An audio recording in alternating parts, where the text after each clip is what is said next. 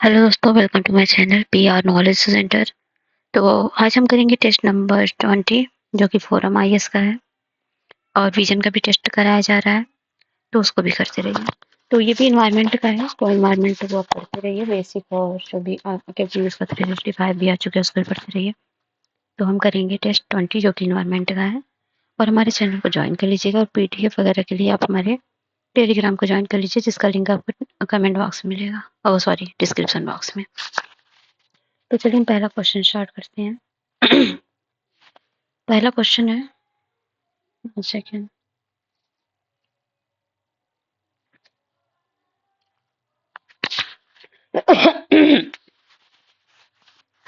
निम्नलिखित सामग्री पर विचार कीजिए। कृषि अवशिष्ट, मक्के के दाना, अपशिष्ट, जल शोधन अवंपंक, काष्ठ मिल अपशिष्ट।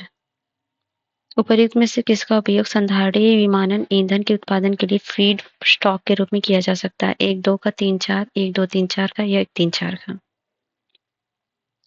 तो इन सभी का इस्तेमाल किया जाता है किसके रूप में? विमानन ईंधन के रूप में, फीड स्टॉक के रूप में। याद रख लीजिएगा नाम।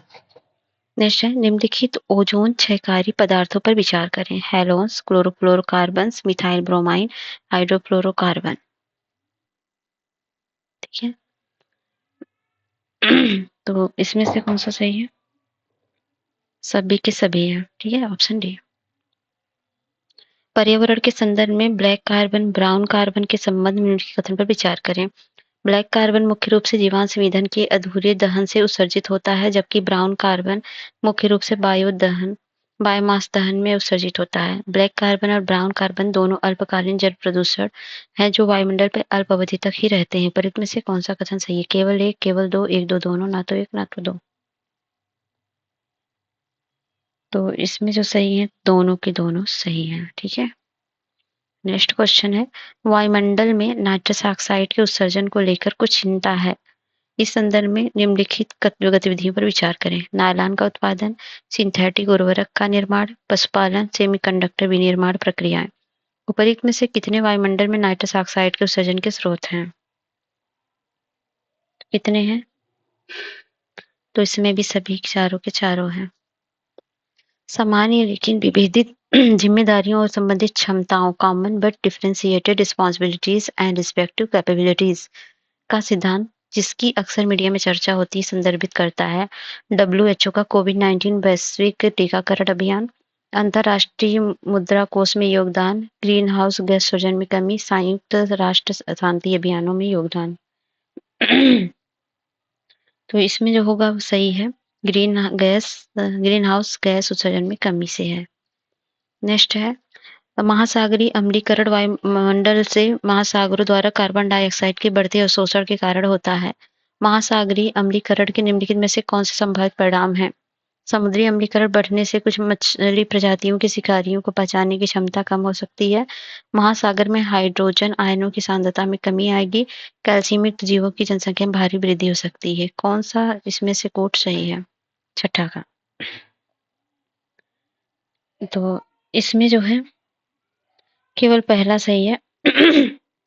समुद्री अम्लीकरण के बढ़ने से कुछ मछली प्रजातियों की शिकारियों को पहचानने की क्षमता कम हो सकती है, ये सही है। महासागर में हाइड्रोजन आयनों की सांद्रता में कमी आएगी, तो जी नहीं। महासागरीय अम्लीकरण परिणाम स्वरूप महासागर का पीएच कम हो जाता है, अर्थात हाइड्रोजन की आयनों की सांद्रता इसमें कमी नहीं बल्कि बढ़ जाती है। कैल्शियम युक्त जीवों की जनसंख्या में भारी वृद्धि नहीं होती बल्कि कमी होती है, तो ये जो है गलत है। तो ऑप्शन केवल एक ही सही है। यूट्रोफिकेशन के संदर्भ में इनके कथन पर विचार कीजिए। इससे जल निकायों के अम्लीकरण में भारी कमी आ सकती है। बैक्टीरिया शैवाल को विघटित कर देते हैं, जिससे जल निकाय में ऑक्सीजन के स्तर में कमी आती है और कार्बन डाइऑक्साइड की सांद्रता में वृद्धि होती है। उपर्युक्त कथनों के संबंध में निम्नलिखित में से कौन सा कथन सही है? कथन एक, कथन दो दोनों सही। कथन दो कथन एक की व्याख्या करता है। कथन एक, कथन दो दोनों सही। कथन दो कथन एक की व्याख्या नहीं करता है। कथन जो है एक सही है और कथन दो गलत है। एक कथन जो भी है गलत, सही, गलत, गलत है। तो इसका आंसर हो जाएगा डी। देखिए, इसमें जल निकायों के अम्लीकरण में भारी कमी नहीं आती है। यूट्रोफिकेशन वो प्रक्रिया जिसके द्वारा पानी का एक शरीर उर्वरकों के अत्यधिक उपयोग, अनौपचारिक सीवेज, फास्फोरिक युक्त डिटर्जेंट के उपयोग और औद्योगिक अपशिष्ट के निर्वहन जैसे कारणों के कारण खनिज और पोषक तत्वों से अत्यधिक समृद्ध हो जाता है। कमी नहीं बल्कि बढ़ोतरी होती है। दूसरा सही है, बैक्टीरिया शैवाल को विघटित कर देते हैं जिससे जल निकाय में ऑक्सीजन के स्तर में कमी आती है और कार्बन डाइऑक्साइड सांद्रता में वृद्धि होती है। नेक्स्ट है 8 राष्ट्रीय मिशन जो जलवायु परिवर्तन पर राष्ट्रीय कार्य योजना का मूल आधार है। इस संदर्भ में निम्नलिखित में से कौन सा मिशन एनएपीसीसी के 8 राष्ट्रीय मिशनों का हिस्सा नहीं है? उन्नत ऊर्जा दक्षता के लिए राष्ट्रीय मिशन, राष्ट्रीय सतत आवास मिशन, राष्ट्रीय हरित हाइड्रोजन मिशन, हिमालयी पारिस्थितिकी तंत्र को बनाए रखने के लिए राष्ट्रीय मिशन। तो ये है राष्ट्रीय हरित हाइड्रोजन मिशन। निम्नलिखित कथन पर विचार कीजिए। वायुमंडल की ओजोन परत का ह्रास आर्कटिक क्षेत्र की तुलना में अंटार्कटिक में अधिक देखा जा सकता है। ध्रुवीय समतापमंडलीय बादल आर्कटिक क्षेत्र में बनते हैं और आर्कटिक क्षेत्र में पूरी तरह से अनुपस्थित हैं। और तो कथन 1 कथन 2 दोनों सही हैं। कथन 1 की व्याख्या करता है। कथन 1 और 2 दोनों सही है, लेकिन कथन 2 कथन 1 की व्याख्या नहीं करता है। इसमें है कथन सही है, कारण गलत, मतलब कथन 2 गलत है, इसमें कथन 1 से गलत है, कथन दूसरा सही है। तो देखिए, पहला तो सही है, वायुमंडल की ओजोन परत का ह्रास आर्कटिक क्षेत्र की तुलना में अंटार्कटिका में अधिक देखा जा सकता है। और ध्रुवीय समताप मंडलीय बादल अंटार्कटिक क्षेत्र में बनते हैं और आर्कटिक क्षेत्र में पूरी तरह से अनुपस्थित होते हैं। देखिए, अनुपस्थित नहीं होते हैं, होते हैं। ठीक है, और तो हो जाएगा गलत, तो ऑप्शन हो जाएगा क्या? सी। नेक्स्ट है अंतर्राष्ट्रीय ब्लू कार्बन पहल जो कभी-कभी जलवायु परिवर्तन के संदर्भ में समाचारों में दिखाई देता है, किसके बीच एक समन्वित पहल है?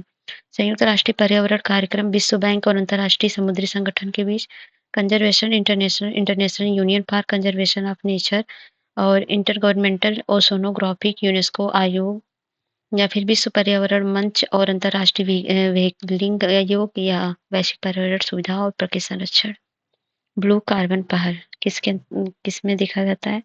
तो ये है conservative international union for conservation of nature of intergovernmental oceanographic UNESCO आयोग।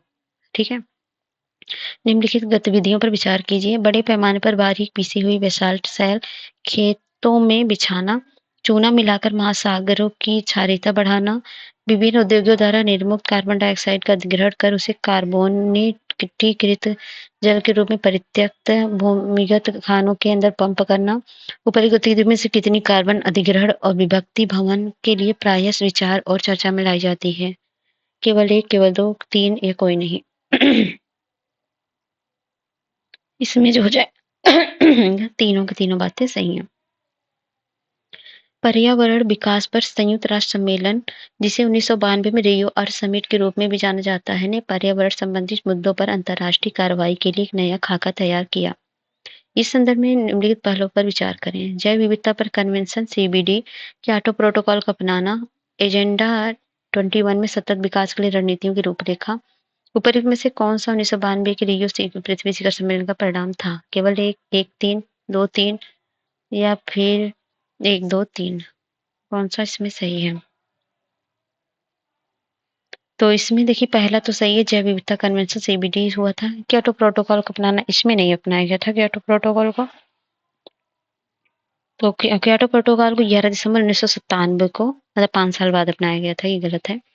और ये है एजेंडा 21 में सतत विकास की रणनीतियों की रूपरेखा। तो 1, 3 सही है। नेक्स्ट है जलवायु और स्वच्छ वायु गठबंधन के संदर्भ में इनमें कथन विचार करें। यह संयुक्त राष्ट्र पर्यावरण कार्यक्रम के अंतर्गत आयोजित किया गया था।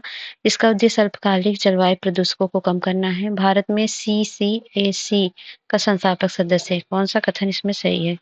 1, 2, केवल 2, 2, 3 या 1, 3? इसमें पहला सही है, यह संयुक्त राष्ट्र पर्यावरण कार्यक्रम के अंतर्गत आयोजित किया गया था।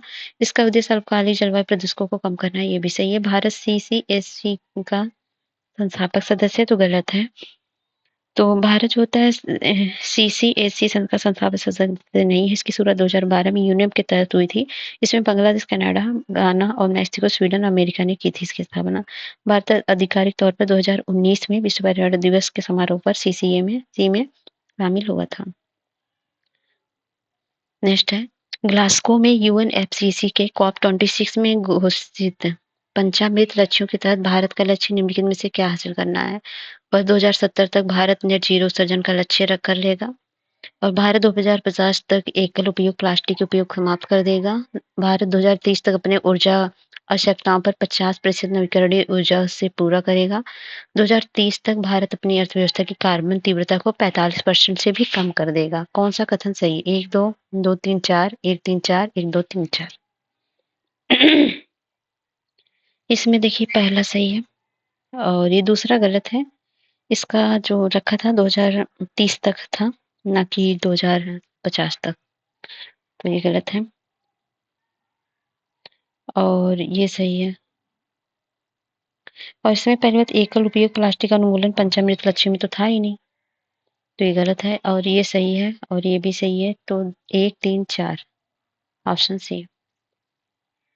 नेक्स्ट क्वेश्चन है 15वां, हरित हाइड्रोजन के संदर्भ में कथन पर विचार करें। इसका उपयोग सीधे आंतरिक दहन के लिए ईंधन के रूप में किया जा सकता है। इसे एक प्राकृतिक गैस के साथ मिश्रित करके उष्मा या विद्युत उत्पादन के लिए ईंधन के रूप में उपयोग किया जा सकता है। इसका उपयोग वाहनों को चलाने के लिए हाइड्रोजन ईंधन सेल में किया जा सकता है। केवल 1, केवल 2, केवल 3, ये कोई नहीं सही है। तो इसमें तीनों बातें बिल्कुल सत्य हैं।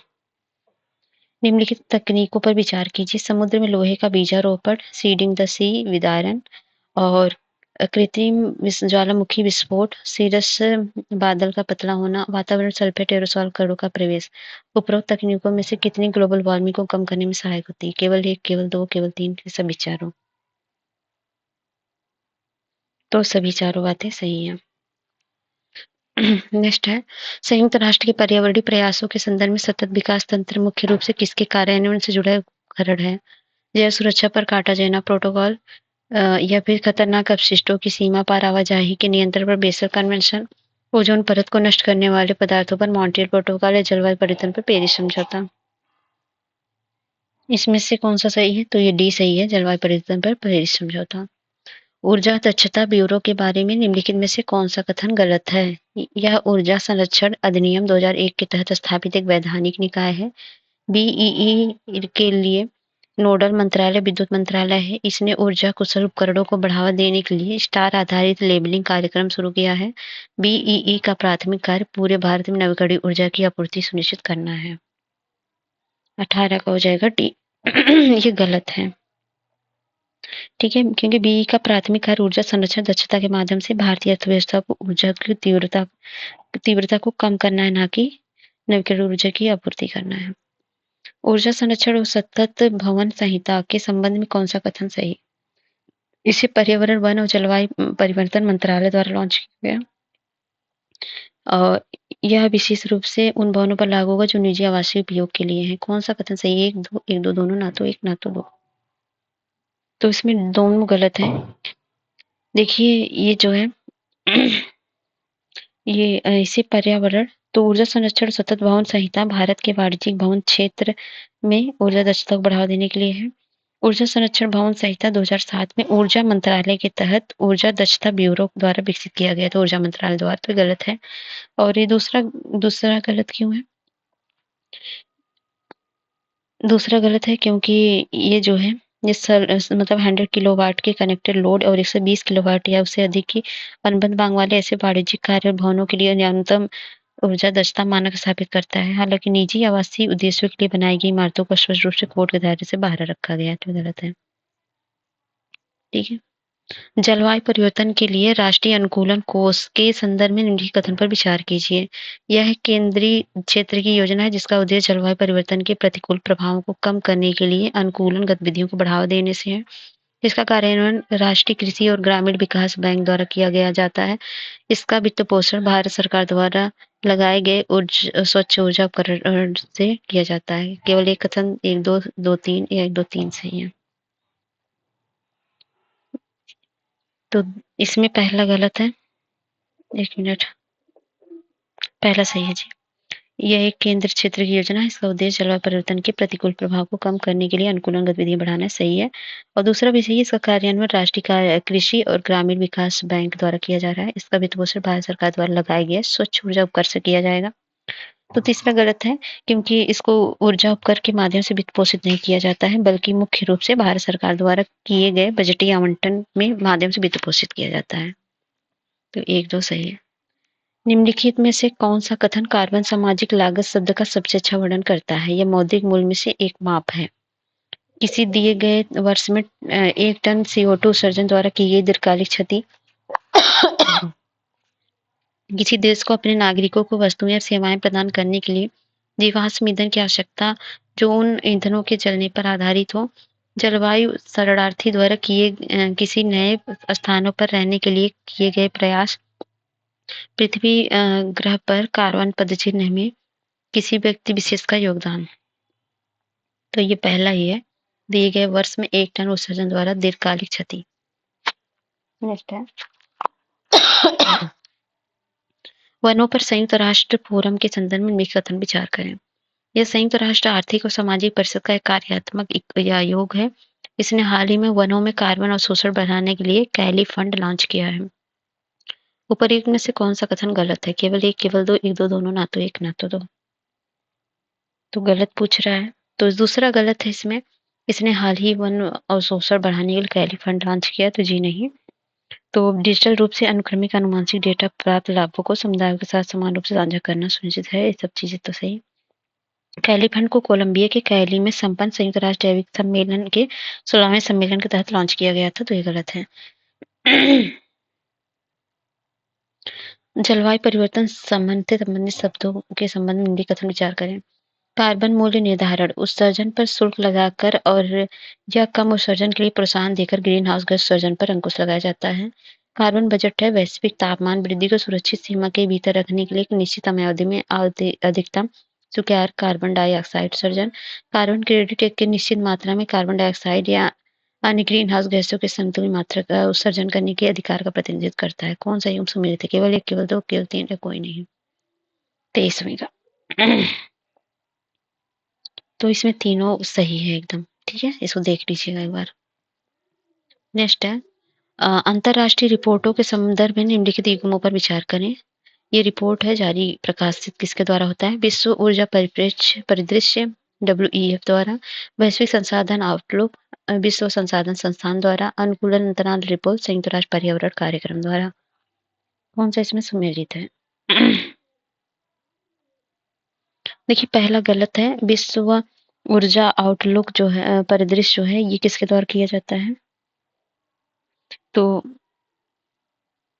ये WEF इस रिपोर्ट को चालू नहीं करता है, इसको करता है ऊर्जा आउटलुक अंतरराष्ट्रीय ऊर्जा एजेंसी। ठीक है, तो ये तो होगा नहीं। और वैश्विक संसाधन आउटलुक ये कौन जारी करता है?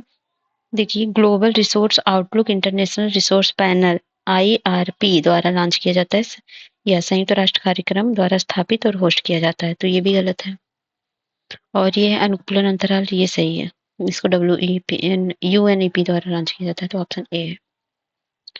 भारत का ब्लू ग्रोथ किससे संबंधित है?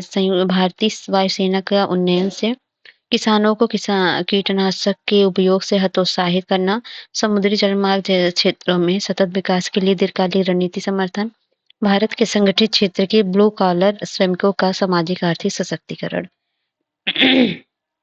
यह हो जाएगा सी, समुद्री जलमार्गों के क्षेत्र में सतत विकास के लिए दीर्घकालिक रणनीति। निम्नलिखित संगठन पर विचार कीजिए। उद्योग परिवर्तन के लिए नेतृत्व समूह, अंतर्राष्ट्रीय बिग कैट अलायंस, वैश्विक ऊर्जा दक्षता संगठन। भारत उपर्युक्त संगठनों में से कितने का संस्थापक सदस्य? केवल 1, केवल 2, 3 या कोई नहीं। तो इसमें है पहला तो सही है, उद्योग परिवर्तन के लिए नेतृत्व समूह का है। दूसरा भी अंतर्राष्ट्रीय बिग कैट अलायंस का भी है। और तीसरा गलत है, वैश्विक ऊर्जा दक्षता गठबंधन, तो ये गलत है। ये संयुक्त अरब अमीरात के दौरान ग्लोबल एनर्जी एफिशिएंसी अलायंस नामक एक बल। ठीक है, ये गलत है। केवल 2 सही है। नेक्स्ट है आपदा रोधी अवसंरचना गठबंधन नामक वैश्विक संगठन के संदर्भ में निम्नलिखित में कौन सा सही है? ये एक संधि आधारित अंतर सरकारी संगठन है। सीडीआरआई के प्रत्येक सदस्य को 2030 तक सीडीआरआई की आपदा प्रतिरोधी अवसंरचना पहलों के विकास में $1 बिलियन का निवेश करना अनिवार्य है। Infrastructure for resilient island states CDRI की एक पहल है। नीचे दिए गए कोड से सही उत्तर चुनाव करें, 1 3 3 या 2 3 या केवल एक। इसमें केवल तीसरा सही है, पहला गलत है। यह एक ये आपदा रोधी अवसंरचना गठबंधन राष्ट्रीय सरकारों, संयुक्त राष्ट्र एजेंसी और कार्यक्रम के बहुपक्षीय विकास बैंकों और वित्त पोषण तंत्रों, निजी क्षेत्र, शैक्षणिक और ज्ञान संस्थानों का एक बहुहितधारक वैश्विक साझेदारी है और वर्तमान में एक अंतर सरकारी संगठन नहीं है जो समांतर संधि आधारित संगठन होते हैं। ये गलत है और दूसरा भी गलत है इसमें। ठीक है, तीसरा सही है, ऑप्शन हो जाएगा बी। भारत में जलवायु परिवर्तन के प्रति अपनी अनुकूलन क्षमता को बढ़ावा देने और अपनी ऊर्जा दक्षता को बढ़ाने के लिए विभिन्न पहल शुरू की गई। इस संदर्भ में प्रदर्शन, उपलब्धि और व्यापार पहल के संबंध में निम्नलिखित में से कौन सा कथन गलत है? यह राष्ट्रीय संवर्धित ऊर्जा दक्षता मिशन के तहत एक पहल है। यह पहल आवासीय और घरेलू क्षेत्र में ऊर्जा खपत को कम करने के लिए एक नियामक साधन है। इसके अंतर्गत अतिरिक्त ऊर्जा बचत को प्रमाण पत्रों पर व्यतीत किया जाता है, जिसका पावर एक्सचेंजों में कारोबार किया जा सकता है। केंद्रीय विद्युत नियामक आयोग पीएटी के तहत ऊर्जा बचत प्रमाण पत्रों के व्यापार के लिए बाजार नियामक है। कौन सा इसमें सही है? गलत है, गलत पूछ रहे हैं तो भी गलत है। ये पहल आवासीय घरेलू क्षेत्र में ऊर्जा खपत को कम करने के लिए नियामक साधन है, तो जी नहीं, गलत है। 29 है, कुछ महत्वपूर्ण खनिज बहुत महत्वपूर्ण है क्योंकि उनका उपयोग अच्छे ऊर्जा क्षेत्र और बैटरी भंडारण प्रौद्योगिकियों में किया जा रहा है। इस संदर्भ में निम्नलिखित में से कौन सा विषय सही है? महत्वपूर्ण खनिज है, सबसे बड़ा उत्पाद है सीसा भारत, कोबाल्ट कांगो लोकतांत्रिक गणराज्य का, लिथियम ऑस्ट्रेलिया का। उपरोक्त में से कितने योग सही सम्मिलित हैं? तो इसमें पहला गलत है, सीसा। तो ग्रेफाइट उष्मा और बिजली का एक संवाहक है। ठीक है, और चीन दुनिया में ग्रेफाइट का सबसे बड़ा उत्पादक है। सीसा, सीसा की बात हो रही है, सीसा।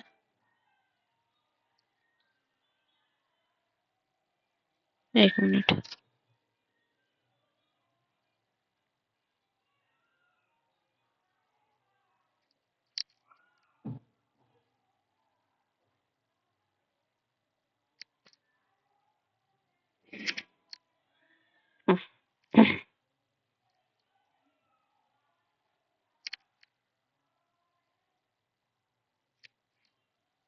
सीसा सबसे बड़ा उत्पादक भारत नहीं है, गलत है। कोबाल्ट जो है कोबाल्ट सही है। कोबाल्ट कांगो लोकतांत्रिक गणराज्य है। लिथियम जो है, लिथियम का ऑस्ट्रेलिया दुनिया में लिथियम का सबसे बड़ा उत्पादक है, तो ये भी सही है। तो 2 सही है, ऑप्शन बी। पर्यावरण और सतत विकास से संबंधित निम्नलिखित अंतर्राष्ट्रीय सम्मेलन, शिखर सम्मेलनों को उनके आयोजन के कालानुक्रमिक क्रम में व्यवस्थित करें। संयुक्त राष्ट्र के सतत विकास पर विश्व शिखर सम्मेलन, सतत विकास पर संयुक्त राष्ट्र सम्मेलन, मानव पर्यावरण पर संयुक्त राष्ट्र सम्मेलन। कौन सा सही है? 2 1 2 3, 2 1 3, 3 1 2, 3 2 1। तो इसमें जो हो जाएगा मानव पर्यावरण संयुक्त राष्ट्र सम्मेलन, ये जो हुआ था 1972 में। ठीक है, यूएनईपी जो है स्टॉकहोम कन्वेंशन के थ्रू हुआ था। दूसरा जो सतत विकास संयुक्त राष्ट्र सम्मेलन 2002, संयुक्त राष्ट्र के सतत विकास शिखर सम्मेलन का है 2012, 2012, 2012 है ये, और 1972 ये है, 2002 है। तो ऑप्शन आपका हो जाएगा क्या? सी। सी हो जाए 3 1 2 ना, 3 1 2। नहीं नहीं, 1972 है, 2002 है, 3 2 1 होगा ना।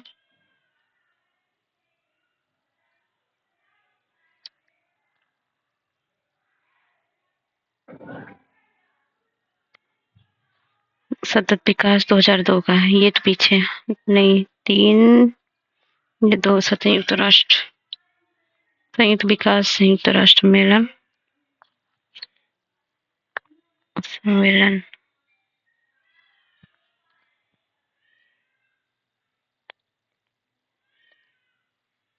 एक सेकेंड।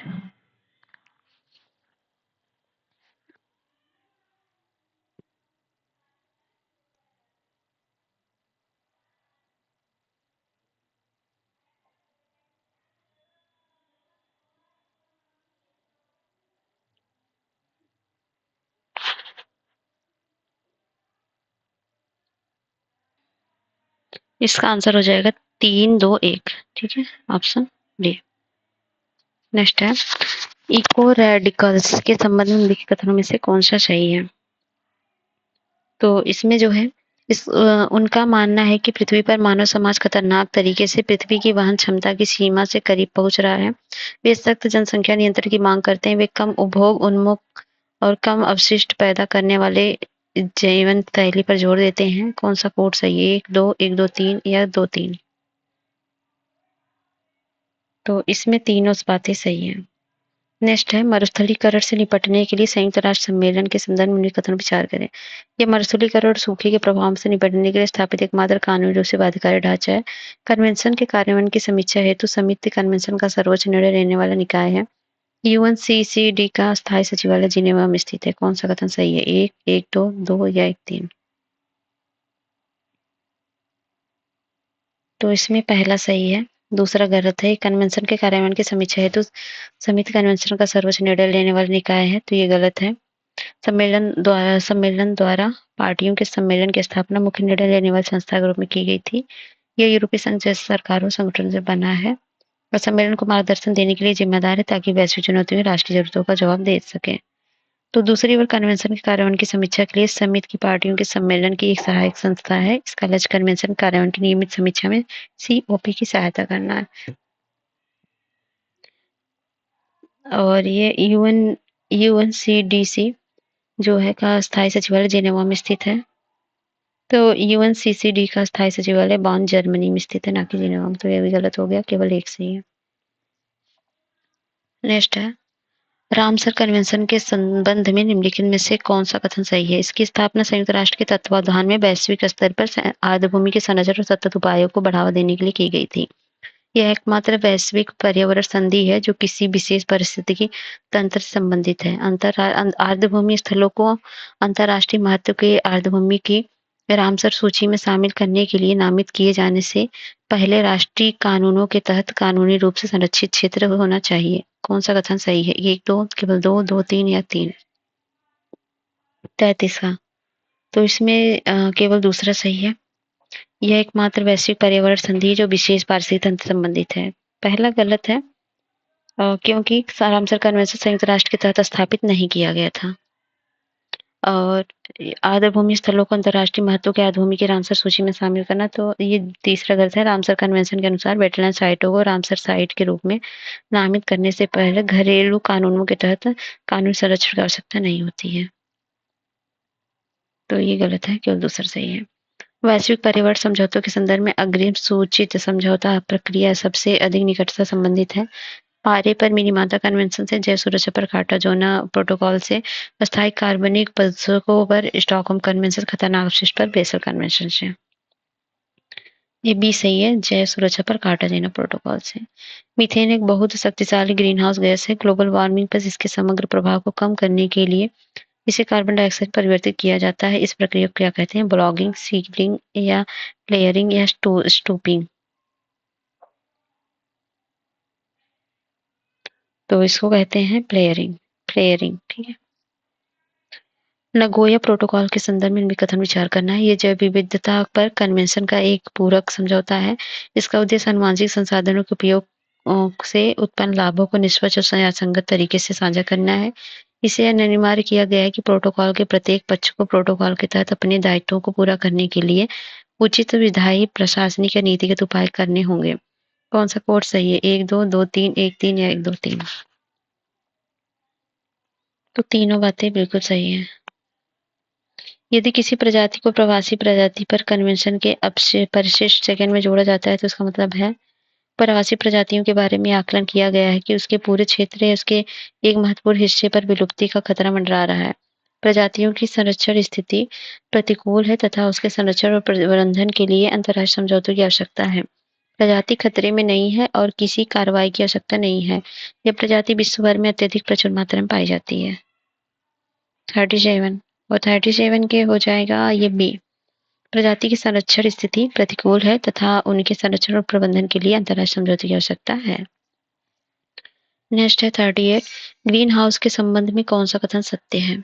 सूर्य से आने वाली छोटी तरंगदैर्घ्य वाली अवरक्त विकिरण ग्रीन हाउस में प्रवेश कर सकती है, जबकि जमीन से आने वाली लंबी तरंगदैर्घ्य वाली अवरक्त विकिरणों तथा ग्रीन हाउस के अंदर मौजूद पौधे कांच के माध्यम से वापस बाहर नहीं जा सकते हैं। बी है, सूर्य से आने वाली छोटी तरंगदैर्घ्य वाली अवरक्त विकिरणें ग्रीन हाउस में प्रवेश कर सकती हैं तथा ग्रीन हाउस के अंदर जमीन और पौधों से आने वाली लंबी तरंगदैर्घ्य वाली अवरक्त किरणों में कांच के माध्यम से वापस बाहर जा सकती हैं। सूर्य से आने वाली तरंगदैर्घ्य वाली अवरक्त विकिरणें ग्रीन हाउस में प्रवेश नहीं कर पाती हैं, जबकि जमीन से आने वाली लंबी तरंगदैर्घ्य वाली अवरक्त विकिरणें ग्रीन हाउस के अंदर मौजूद पौधे कांच के माध्यम से वापस बाहर निकल जाते हैं। कोई भी अवरक्त विकिरण ग्रीन हाउस के कांच से नहीं गुजर सकती। कौन सा सही है?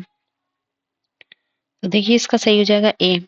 ठीक है, सूर्य से आने वाली छोटी तरंगदैर्घ्य वाली अवरक्त किरणें ग्रीन हाउस में प्रवेश तो करती हैं, जबकि जमीन से आने वाली लंबी तरंगदैर्घ्य विकिरण ग्रीन हाउस के अंदर मौजूद पौधे के कांच के माध्यम से वापस बाहर नहीं जा सकती हैं। ठीक है, नेक्स्ट है ओजोन परत को नुकसान पहुंचाने वाले पदार्थ के संबंध में कौन सा सही है? ओजोन परत पर नुकसान पहुंचाने वाले पदार्थ हैं और उपयोग है कार्बन टेट्राक्लोराइड आंत्र परजीवी के लिए एक उपाय के रूप में उपयोग किया जाता है। सी लेमन फोम वाले एजेंट के रूप में उपयोग किया जाता है। मिथाइल क्लोरोफॉर्म औद्योगिक विलायक के रूप में उपयोग किया जाता है। कौन सा सही है? 39 39 का हो जाएगा डी। तीनों चीजें सही है। 40 है CITES जो है मतलब वन्य वनस्पति और जीवों की लुप्तप्राय प्रजातियों में अंतर्राष्ट्रीय व्यापार पर अभिशमी के संदर्भ में निकटतम विचार करें। CITES सचिवालय का प्रशासन संयुक्त राष्ट्र पर्यावरण कार्यक्रम द्वारा किया जाता है। CITES राज्यों के लिए कानूनी रूप से बाध्यकारी है, लेकिन आमतौर पर यह स्वनिष्पादित नहीं है और इसे तब तक पूरी तरह से लागू नहीं किया जा सकता जब तक कि उस उद्देश्य के लिए विशिष्ट घरेलू उपाय कानून नहीं बनाए जाते हैं। यदि कोई प्रजाति CITES के परिशिष्ट चेकिंग में शामिल है तो उसका व्यापार पूरी तरह से प्रतिबंधित है। कौन सा सही है? 1 2 2 3 1 3 या 1 2 3? 40 का 40 का पहला और दूसरा दोनों सही है। तीसरा गलत है। यदि कोई प्रजाति CITES के परिशिष्ट में शामिल है तो उसका व्यापार पूरी तरह प्रतिबंधित है, तो गलत है। ठीक है, क्योंकि वे विलुप्त होने खतरे में CITES में इस प्रजाति के नमूने में अंतर्राष्ट्रीय व्यापार को प्रतिबंधित करता है, सिवाय इसके कि जब आयात का उद्देश्य वाणिज्यिक ना हो, तो उदाहरण के वैज्ञानिक अनुसंधान के लिए नहीं है। तो ठीक है, ऑप्शन हो जाएगा 1 एंड 2। नेक्स्ट है निम्नलिखित में से कौन सा पर्यावरण परिवर्तन के प्रति सबसे अधिक संवेदनशील है? उभयचर, सरीसृप या स्तनपायी या कीट? तो देखिए सबसे होते हैं उभयचर। मेंढक, टोड ये सब जो होते हैं ना उभयचर होते हैं, जो जल और थल दोनों पे रहते हैं। निम्नलिखित पर विचार कीजिए। रेडियोधर्मी अपशिष्ट है, भस्मक राख है, घरेलू कचरे से एकत्रित कचरा है, कुछ गैर खतरनाक ई कचरा है। ऊपर से कितने अपशिष्ट खतरनाक अपशिष्टों की सीमा पारी आवाजाही और उनके निपटान के नियंत्रण पर बेसल कन्वेंशन के अंतर्गत आते हैं। 1 2 3 4 बेसल कन्वेंशन के अंतर्गत। तो पहला तो नहीं होगा, रेडियोधर्मी अपशिष्ट नहीं है। और ये सही है, भस्मक राख होते हैं, घरेलू कचरे से एकत्रित कचरा, कुछ गैर खतरनाक ई कचरा, ये सब है। ऑप्शन हो जाएगा 3। नेक्स्ट है 43 पर्यावरण सम्मेलन के संदर्भ में निम्नलिखित युग्मों पर मतलब विचार करें।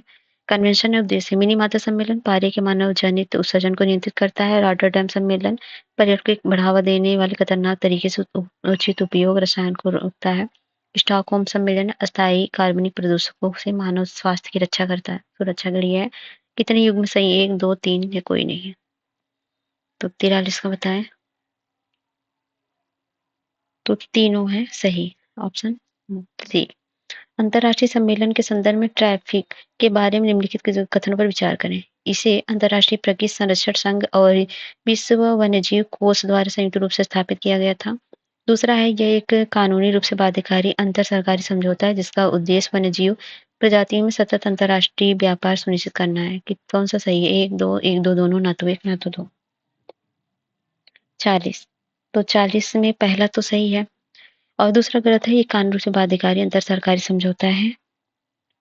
तो ये जो है एक कानूनी रूप से बाध्यकारी अंतर सरकारी समझौता नहीं, बल्कि ये एक अग्रणी गैर सरकारी संगठन है जो सुनिश्चित करने के लिए काम कर रहा है कि ये ग्रह और लोगों के लाभों के लिए जंगली प्रजातियों में व्यापार कानूनी टिकाऊ हो। तो दूसरा गलत है, अब केवल एक सही है। निम्नलिखित में से कौन सा हाइड्रोजन द्वारा संचालित ईंधन सेल इलेक्ट्रिक वाहनों से निकलने वाला निकास पाइप उत्सर्जन है? Hydrogen peroxide, hydrogen hydronium oxide और जलवाष्प। बताइए। 45। ये है डी, जलवाष्प। जलवायु परिवर्तन पर अंतर सरकारी पैनल के संदर्भ में भी कथन विचार करिए। एक अंतर सरकारी संयुक्त राष्ट्र निकाय है। जलवायु परिवर्तन के बारे में जागरूकता बढ़ाने के प्रयासों के लिए इसे 2007 में नोबेल शांति पुरस्कार सम्मानित किया गया था। यह प्रत्येक 5 वर्ष में एक बार जलवायु परिवर्तन और इसके कारणों, संभावित प्रभावों और प्रतिक्रिया विकल्पों पर ज्ञान के बारे में व्यापक मूल्यांकन रिपोर्ट तैयार करता है। ये केवल एक सही है, 2 सही है, 3 है, कोई नहीं।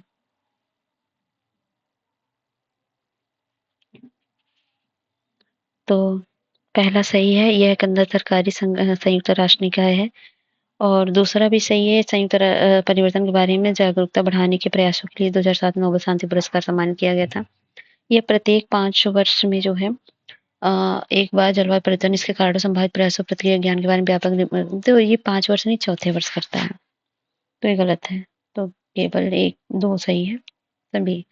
जलवायु परिवर्तन पर संयुक्त राष्ट्र फ्रेमवर्क कन्वेंशन के तहत पेरिस समझौते के संबंध कौन सा विचार कीजिए। यह जलवायु परिवर्तन पर कानूनी रूप से बाध्यकारी अंतर्राष्ट्रीय संधि है। इसका लक्ष्य वैश्विक औसत तापमान में वृद्धि को पूर्व औद्योगिक स्तरों में 3 डिग्री सेल्सियस से नीचे रखना और तापमान वृद्धि को पूर्व औद्योगिक स्तरों में 2.5 डिग्री सेल्सियस तक सीमित रखने के प्रयास करना है। इसमें 5 साल में एक बार दीर्घकालिक जलवायु लक्ष्यों की दिशा में सामूहिक प्रगति का आकलन करने के लिए वैश्विक समीक्षा का प्रावधान है। 1 सही है, 2 1 3 या 2 3 सही। कौन सही? 47। 47 का जो है पहला तो सही है, ये जलवायु परिवर्तन पर कानूनी बाध्यकारी अंतर्राष्ट्रीय संधि है। दूसरा गलत है, क्योंकि इसका व्यापक लक्ष्य वैश्विक औसत तापमान में वृद्धि को पूर्व औद्योगिक स्तरों से 2 डिग्री जो है सेल्सियस से नीचे रखना है और 1.5 डिग्री जो है सेल्सियस तक सीमित रखने का प्रयास करना है, तो गलत है। और इसमें 5 साल में दीर्घकालिक जलवायु लक्ष्यों की दिशा में सामूहिक प्रगति का आकलन करने के लिए वैश्विक समीक्षा प्रावधान है, तो सही है। तो 1 3 सही है। नेक्स्ट है 48। सैंटियागो नेटवर्क जो हाल ही में समाचारों में रहा, किस उद्देश्य से स्थापित किया गया था। विकासशील देशों में जलवायु परिवर्तन के कारण होने वाली हानि और क्षति से निपटने के लिए तकनीकी सहायता को प्रेरित करना, जलवायु परिवर्तन के प्रभाव को कम करने के लिए छोटे द्वीपीय देशों को वित्तीय सहायता प्रदान करना, अमेज़न बेसिन में वनों की कटाई रोकना और वन पारिस्थितिक तंत्र को बनाए रखना, वैश्विक स्तर पर आर्द्रभूमि से मीथेन उत्सर्जन को कम करना। इसमें पहला सही है, विकासशील देशों में जलवायु परिवर्तन के कारणों से होने वाली क्षति से निपटने के लिए तकनीकी सहायता को प्रेरित करना। यह संयुक्त राष्ट्र का एक कार्य और क्षेत्र उन्मुख अंतर सरकारी संगठन है जो उष्णकटिबंधीय वनों के सतत प्रबंधन, संरक्षण को बढ़ावा देता है। अस्थायी रूप से प्रबंधित, कानूनी रूप से काटे गए वनों से उष्णकटिबंधीय लकड़ी में अंतर्राष्ट्रीय व्यापार से विस्तार और विविधीकरण को बढ़ावा देता है। उपरोक्त विवरण निम्नलिखित में किस संगठन के साथ सबसे अधिक निकटता से जुड़ा है। संयुक्त राष्ट्र पर्यावरण कार्यक्रम, खाद्य एवं कृषि कार्यक्रम, अंतर्राष्ट्रीय उष्णकटिबंधीय इमारती काष्ठ संगठन या संयुक्त राष्ट्र विकास कार्यक्रम। तो ये है अंतर्राष्ट्रीय उष्णकटिबंधीय इमारती काष्ठ संगठन। Lima work programme on gender के संदर्भ में कौन सा कथन सही है। इसे जलवायु परिवर्तन पर संयुक्त राष्ट्र फ्रेमवर्क कन्वेंशन के पार्टियों के सम्मेलन 29 में लॉन्च किया गया था। यह 2030 तक महिलाओं और लड़कियों के विरुद्ध सभी प्रकार के भेदभाव को समाप्त करने के लिए परियोजना को उद्घोषित करता है। केवल 1, केवल 2, 1 2 दोनों, या ना तो 1 ना तो 2 सही है। केवल पहला सही है इसमें, दूसरा गलत है क्योंकि यह 2030 तक महिला लड़कियों के विरुद्ध सभी समाप्त करने के लिए परियोजना को वित्त पोषित करता है, तो जी नहीं। यह लिंग पर लीमा कार्यक्रम ने 2030 तक महिलाओं के और लड़कियों के खिलाफ सभी प्रकार के भेदभाव को समाप्त करने का लक्ष्य निर्धारित नहीं किया है। इसके बजाय यह लिंग संतुलन को आगे बढ़ाने और सम्मेलन को पेरिस समझौते को लागू करने में पार्टियों सचिवालय के काम में लिंग संबंधी विचारों को एकीकृत करने के लिए काम करता है, ताकि लिंग उत्तरदायी जलवायु नीति और कार्रवाई को प्राप्त कर सके। तो दूसरा गलत है, केवल पहला सही है। तो इस तरह से 50 क्वेश्चन आपके कंप्लीट होते हैं। तो हर टेस्ट 50 ही क्वेश्चन का है। तो चलिए, कैसा लगा वीडियो, अपना फीडबैक प्लीज कमेंट में कुछ ना कुछ अपना फीडबैक दिया करिए ताकि हम आपके लिए बेहतर कर सकें। प्लीज क्लास को आप लोगों तक शेयर करें अगर आप इस तरह के टेस्ट को कंटिन्यू में चाहते हो। नहीं तो देखिए, रोकना पड़ेगा ना, क्योंकि व्यूज उतने आते नहीं जितने हिसाब से हम लोग मेहनत करते हैं। तो भाई आपकी भी थोड़ी सी रिस्पॉन्सिबिलिटी है, तो प्लीज शेयर जरूर किया करें। मिलते हैं नेक्स्ट वीडियो में, तब तक के लिए जय हिंद, जय भारत। ठीक है।